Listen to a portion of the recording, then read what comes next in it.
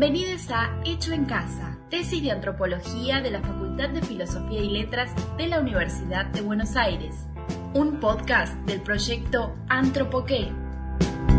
Letristas, poetas, cantantes, atletas, pintores, dentistas, ciudades, familias, doctores, parejas.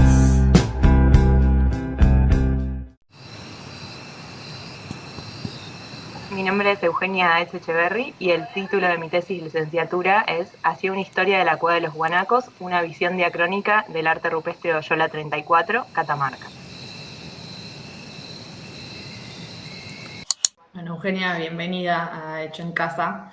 Lo primero que te queremos preguntar es sobre qué trata tu tesis, cómo fue el acercamiento y cómo surgió el interés a este tema de trabajo. Bueno, hola.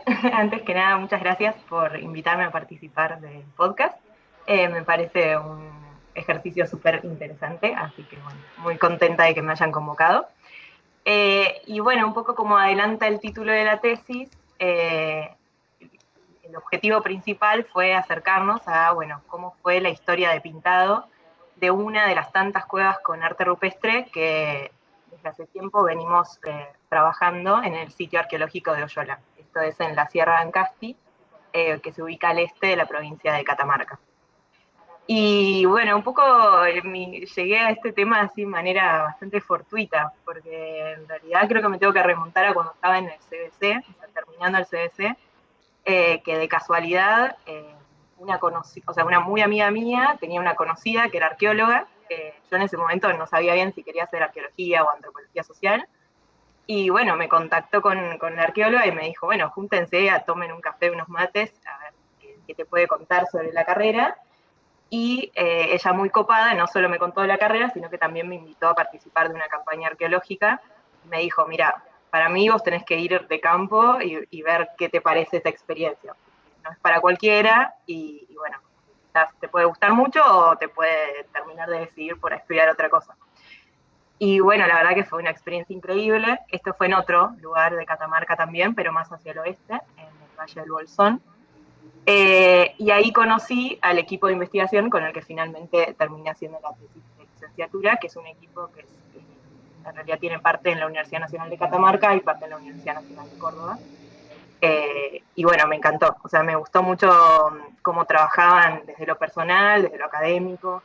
Y bueno, en arqueología eso es re importante, ¿no? Porque en cualquier trabajo siempre se trabaja en equipo, pero en arqueología es imposible intentar hacerlo solos. Así que por ese lado un poco vino el acercamiento a este tema de investigación. Bien, y ¿de qué se trata tu tesis? Un poco retomar esa pregunta, y qué preguntas intentás responder con tu trabajo.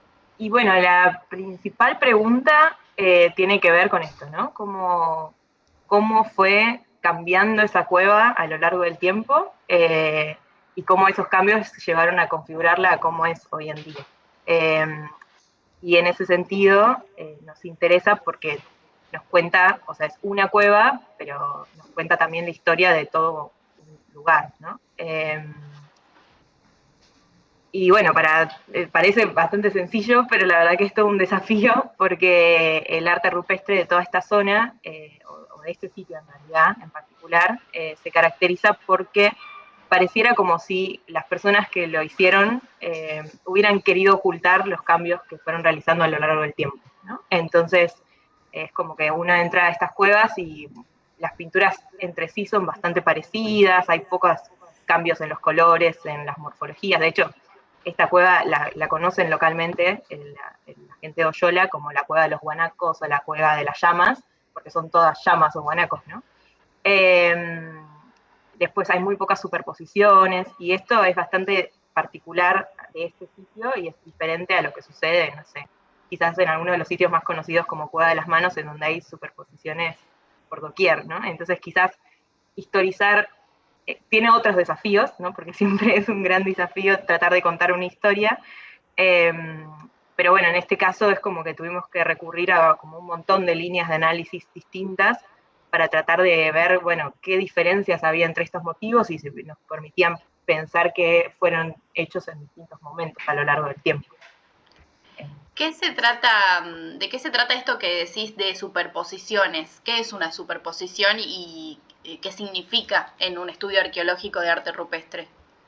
Claro, hablamos de superposiciones cuando hay dos figuras que se solapan físicamente entre sí, ¿no? Como que de pronto, sí, eso. Entonces, eso nos da un montón de información. O sea, por un lado nos da algo de información cronológica, que es que la pintura que está abajo fue hecha antes que la que está arriba.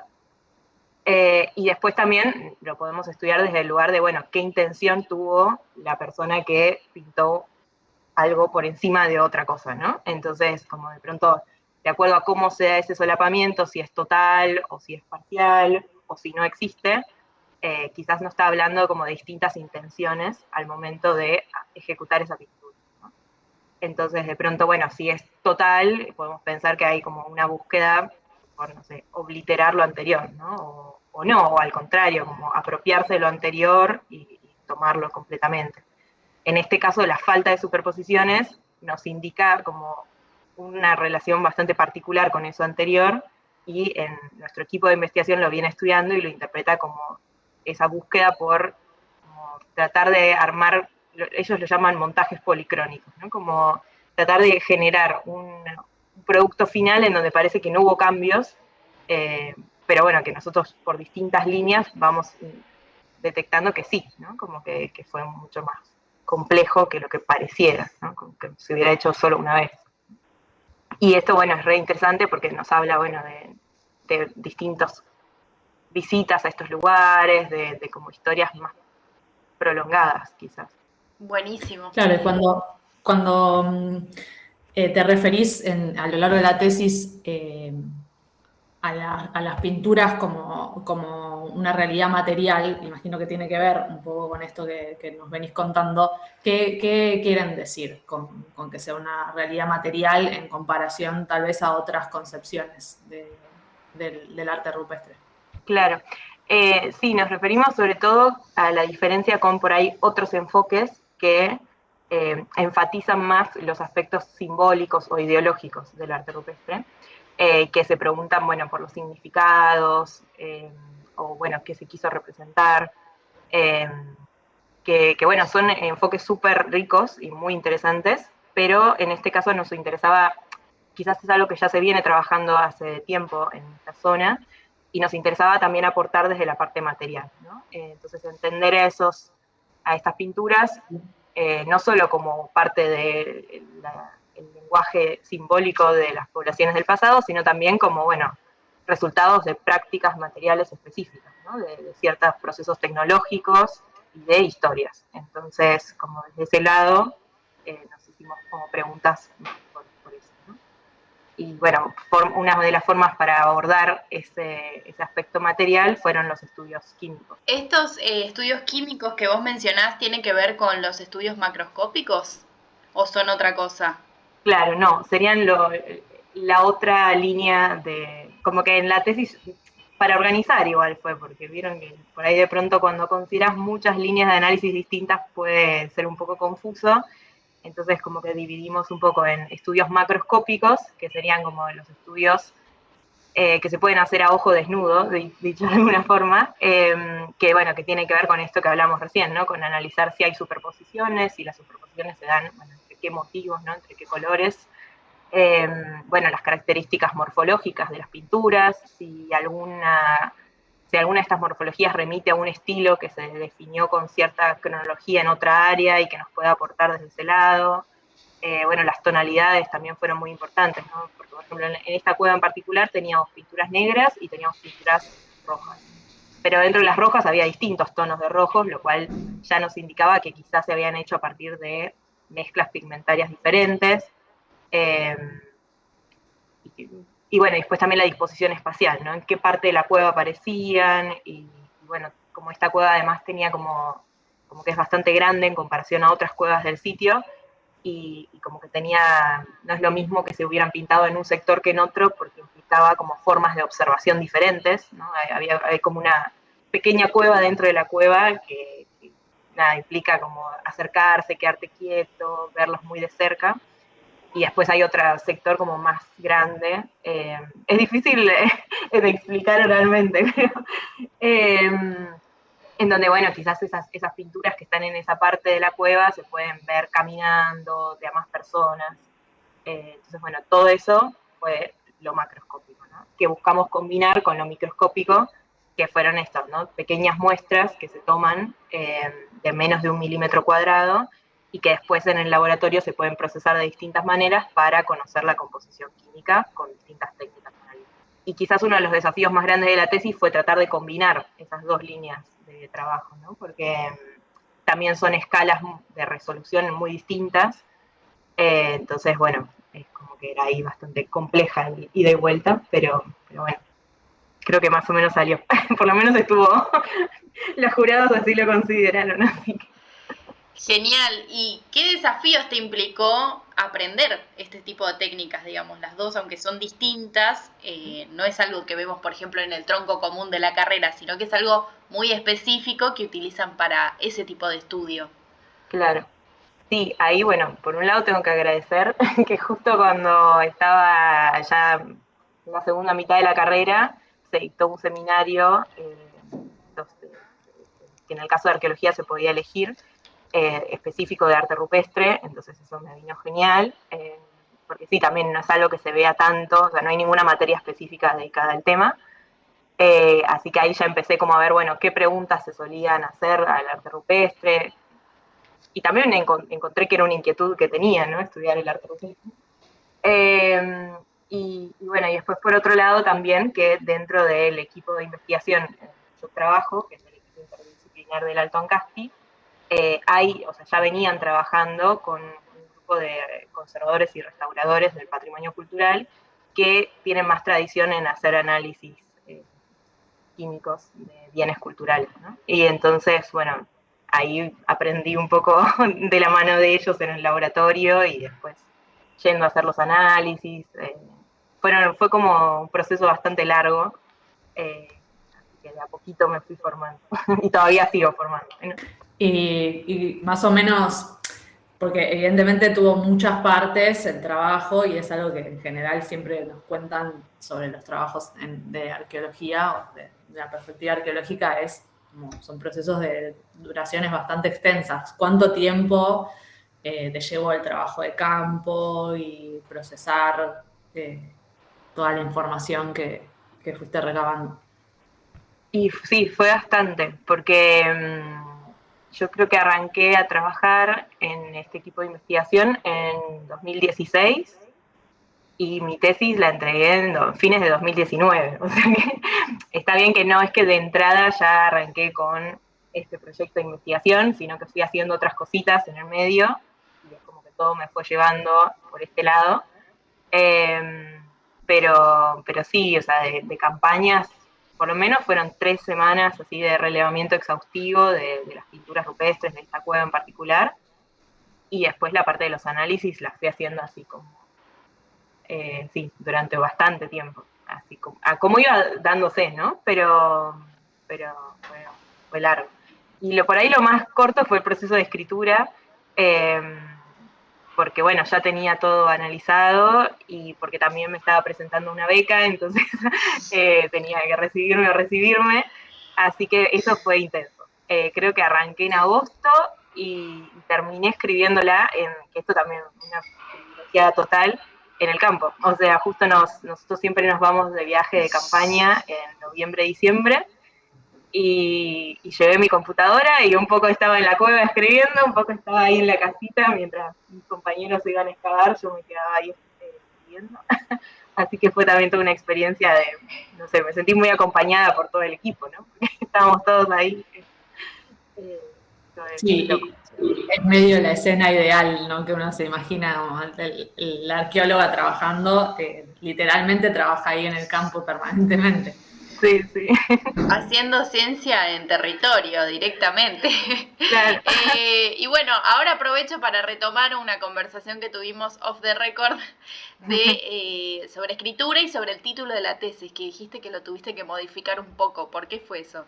Ah, sí, sí. Bueno, es algo que al menos a mí no me había llegado, así que si hay algo que quiero dejar con esto, que cuando ustedes se anoten a la tesis, o sea, vieron que hay que inscribirse al trámite de tesis cuando tenés cierta cantidad de materias. Ahora ya las especificaciones de la burocracia de Puan ya las olvidé, pero me acuerdo que era algo así, ¿no? Como que uno llenaba la cantidad de materias que tenía, las notas, y firmabas una declaración, y te ponen título de la tesis o proyecto o algo así.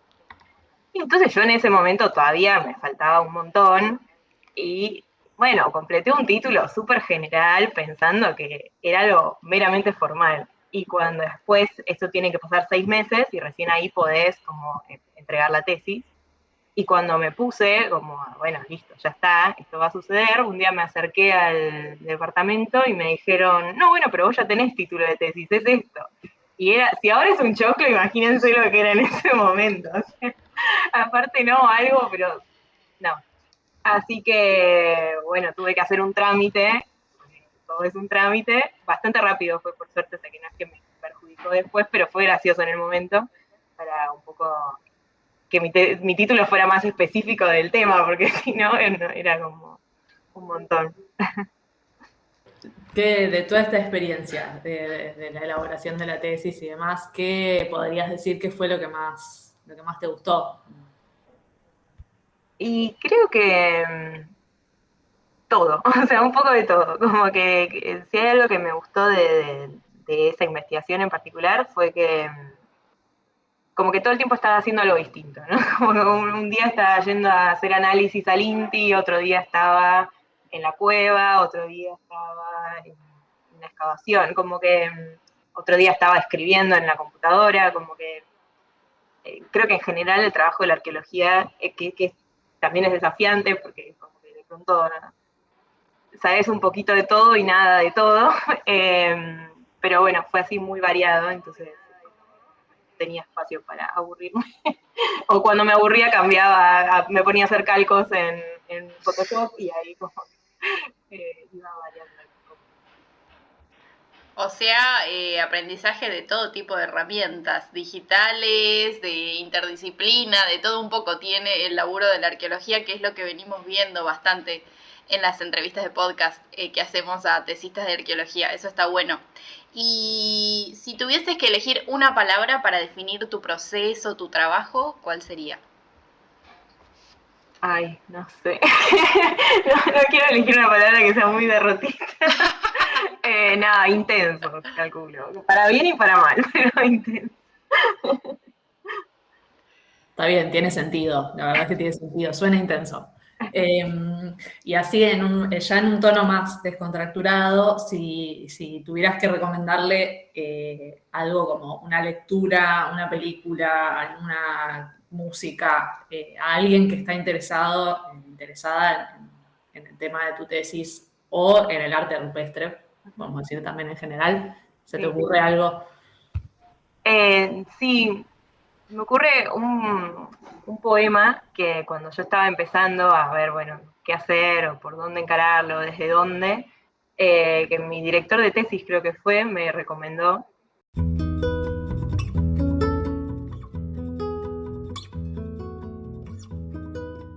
Que se llama Preguntas de un obrero que lee, de Bertolt Brecht. Y que bueno, empieza preguntándose, ¿no? ¿Quién construyó Tebas, la de las 7 puertas? En los libros figuran solo los nombres de los reyes, ¿acaso arrastraban ellos bloques de piedra? Y cierra diciendo a tantas historias, tantas preguntas. Y creo que un poco mi tesis con esa, bueno, una investigación chiquita de la historia de una cueva, en realidad lo que buscó es recuperar, bueno, esa historia de un montón de personas que posiblemente estuvieron ahí, que la visitaron, que al día de hoy siguen visitándola, y que no deja de ser también una gran historia, ¿no? Qué hermoso, me encantó. Nunca habían cerrado con un poema, así que está buenísimo, es re novedoso. Y por último, preguntarte qué estás haciendo actualmente, si profundizaste en este mismo tema o hiciste otra cosa. Sí, o sea, actualmente soy becaria doctoral de CONICET, estoy ahora en el 4º año de la beca, con lo cual ya me tengo que poner a escribir la beca de doctorado, la tesis de doctorado. Y bueno, sí, continué, digamos, trabajando en esta misma área de trabajo, con el mismo equipo de investigación, pero ahora ampliando un poco la escala de investigación, y no solo considerando, bueno, Oyola, no esta cueva, sino como todo el paisaje de Oyola, y también en comparación con otro sitio arqueológico de la zona, que es la Cueva de la Candelaria, que es bastante diferente a Oyola, porque bueno, a diferencia de Oyola, que son, les mencionaba, vieron como varias cuevas, 38, la Candelaria es una sola cueva, muy grande, con pinturas bien diferentes a las de Oyola, entonces bueno, la idea es un poco, y ahí también no solo estamos estudiando el arte rupestre, sino que también estamos haciendo una excavación, entonces la idea es, bueno, considerar un poco lo que estamos viendo de la historia de pintado y de uso de esta Cueva de la Candelaria y compararlo con lo que sabíamos y lo que seguimos investigando de las cuevas de Oyola, ¿no? Para ver como a nivel más de paisaje general qué procesos históricos se estuvieron desarrollando en esta sierra en relación a ese arte rupestre, ¿no? Y también vinculado a otras prácticas sociales y los modos de vida locales, ¿no? Hecho en Casa es un podcast realizado por el proyecto Antropoqué con el apoyo del Departamento de Ciencias Antropológicas de la Facultad de Filosofía y Letras de la Universidad de Buenos Aires. Antropoqué está formado por docentes, graduados y estudiantes de la carrera, quienes llevamos adelante un curso de antropología para jóvenes y diferentes propuestas que buscan dar a conocer las ciencias antropológicas a diversos públicos. Letristas